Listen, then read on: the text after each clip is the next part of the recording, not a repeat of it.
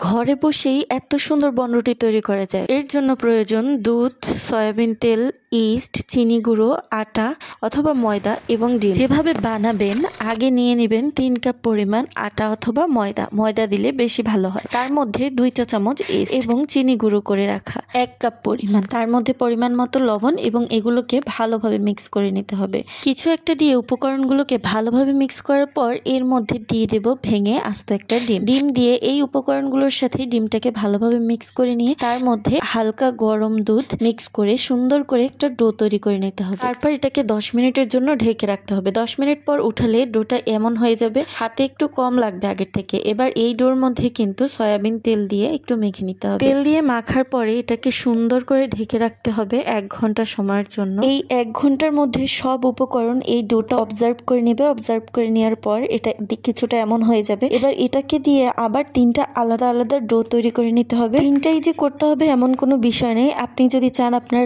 বনরুটি অনেকগুলো আকৃতিতে থাকুক তাহলে অনেকগুলো তৈরি করে নিতে পারেন। তবে আমরা এই 4টা তৈরি করে নিয়েছি। এবার এগুলোকে 10 মিনিটের জন্য এভাবেই রেখে দেবো। 10 মিনিট পর এগুলো একটু ফুলে বড় হয়ে যাবে। তারপর এগুলোকে আমরা আমাদের বনরুটিটা যেরকম চাই সেরকম শেপ দিয়ে নেব। আপনি যেরকম চান সেরকম শেপ দিয়ে নিতে পারেন, আর চাইলে আমাদের মতো দিয়ে নিতে পারেন। এই শেপের বনরুটিটা ফুলে ওঠার পর বা তৈরি হয়ে যাওয়ার পর কেমন লাগবে দেখতে সেটা তো আপনারা দেখতেই পাবেন। আপনারা আপনাদের মতো করে তৈরি করে নিতে পারেন। এবার আমরা একটা ডিমের কুসুম নিয়ে নিচ্ছি। কুসুমটাকে ভালোভাবে ফেটিয়ে নিব। এটা আমাদের বনরুটির কালার সুন্দর করার জন্য ব্যবহার করা হবে। এবার আমাদের এই চমৎকার শেপ দেওয়া বনরুটিগুলোর উপরে এই ডিমটা অ্যাপ্লাই করে দিচ্ছি। এবার চুলায় ফ্রাইং প্যান কিছু সময় হালকা গরম করে তার মধ্যে কাগজ দিয়ে এবং ছোট চুলা বসিয়ে স্টিলের প্লেটটা কিন্তু এটার মধ্যে বসিয়ে দিয়েছে। 25 মিনিট মিডিয়াম আঁচে বেক করার পর একটু ঘি অ্যাপ্লাই করে নিতে হবে। তারপর আরো 5 মিনিট চুলায় রেখে বেক করলেই তৈরি হয়ে গেল।